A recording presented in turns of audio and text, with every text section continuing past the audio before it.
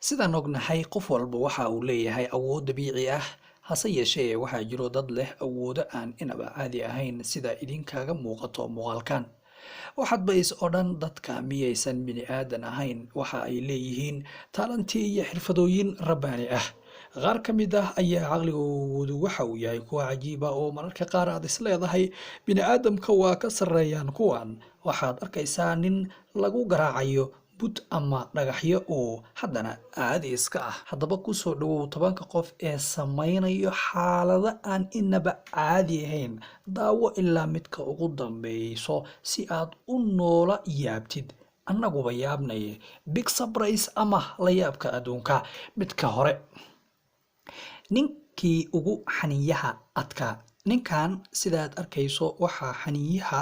looga garaacayaa bir aad u weyn taas oo jebiso dhagaxa bulkeetiga ah hase yeeshee xaniyihiisa aysan waxba ka tarin oo xataa uusan xanuunaynin waa la yaab oo qofka miyuusan aadana ahayn oo qoorihiisu ma bir baa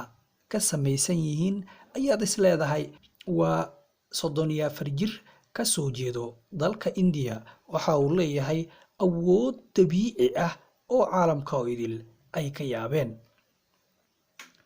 waxa uu awood u leeyahay in uu qaado culays ama xitaa mootooyinka waaweyn calooshiisa ayaa lagu jebin karaa dhagaxyo badan waxa uu gacmihiisa ku jebin karaa 50 dhagax halkii marba ninkan ayaa ka qayb galay tartanka adduunka ee mucjisooyinka Jerry Tory waxa uu ka soo jeedaa dalka Mareykanka waxaana ka mid yahay dadka ugu mucjisada badan caalamka haddaba ninkan aad u joodid uma baahno in uu Photoshop isticmaalo si uu isaga dhigo siyaabaha hadda aad u joodid ee uu isku yareynayo ninkani waxa uu ka mid yahay dadka la yaab kale waxa uu iska dhigi karaa kuwa filimaanta cabsida oo kale ama barre aqraadka oo kale isbuucii ayaa ninkani waxa daawato 6 milyan dad kor u dhaafayo isagoo habeenkii dadku ay ku riyoodaan filimaantiisa cabsida ah waxa uu soo jiitay dhammaan caalamka oo idil iyagoo dadku ka yaaban yihiin ninkani waxa uu isticmaalaya masixirba mise waa talanti Allah subhanahu wa ta'ala uu dhaliyay ninkan u joodid waxa uu dadka la sheer gareeyaa filimaan cabsi leh isagoo markaasi isticmaalayo awoodda dabiiciga ah ee uu siiyay Baki waxa ay ka mid tahay dadka Talyaaniga amaba ciyaarta ka ciyaaro talantiga waa adduunka haddaba gabadhaani waa 20 jir waxayna u qalantaa in loo qaato tusaale fiican dadka nolosha cusub galay gabadhan aad u joodid 2014kii ayay waxa ay ka jabtay dhabarka iyadoo ciyaari jirtay ciyaaraha kala duwan sida u joodid waxa ay dhistay jirkeeda sidii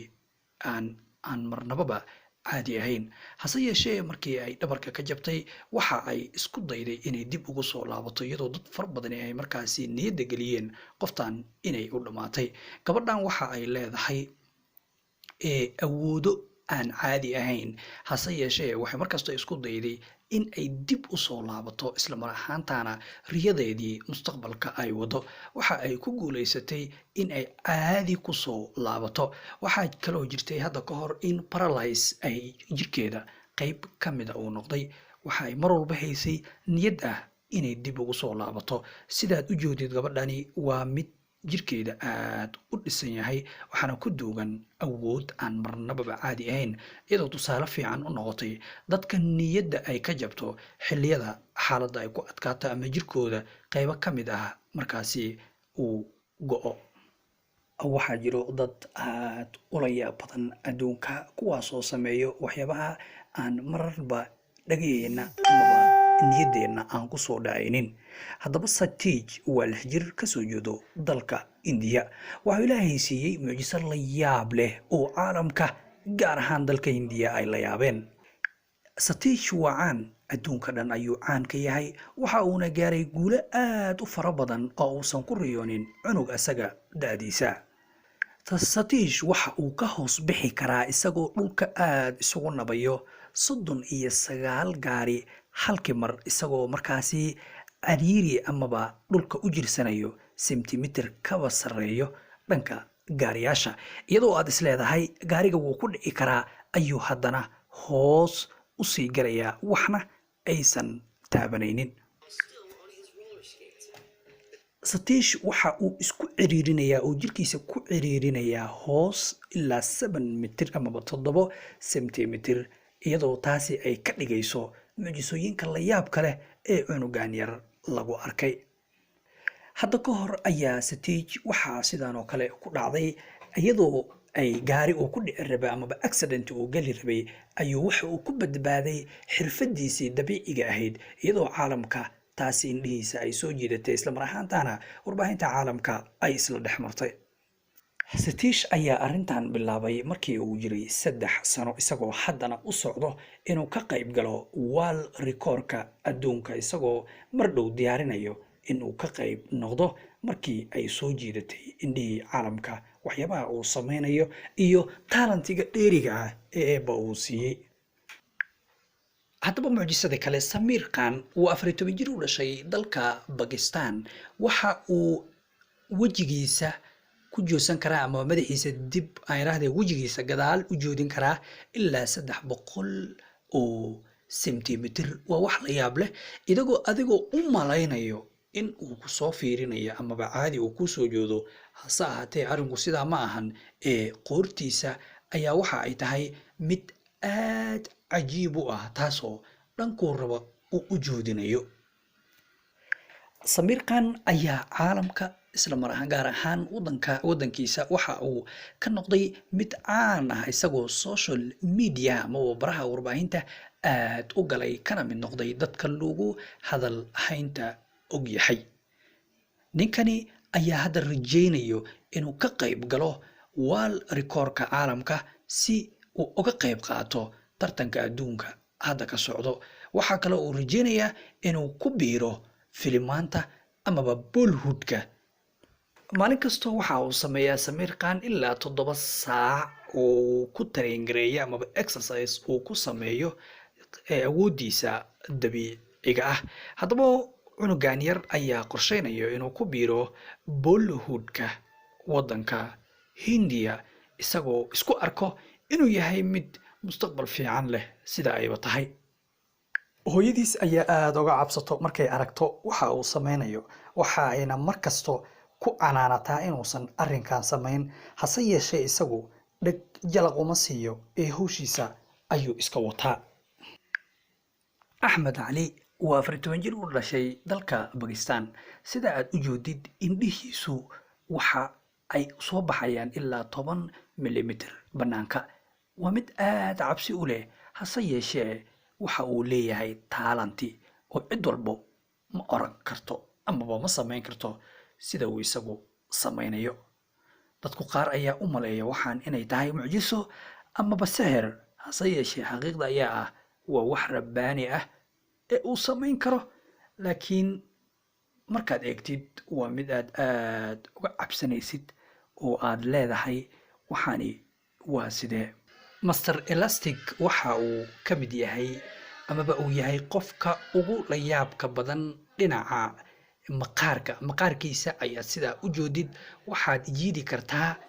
ilaa 6.25 inches. waxa uu leeyahay maqaar la yaab leh taas oo hadba lagu xiri karo wax ilaa 6.25 inches. ninkan ayaa u joodid ayaa sanadkii 1999 October ku guuleystay tartan lagu qabtay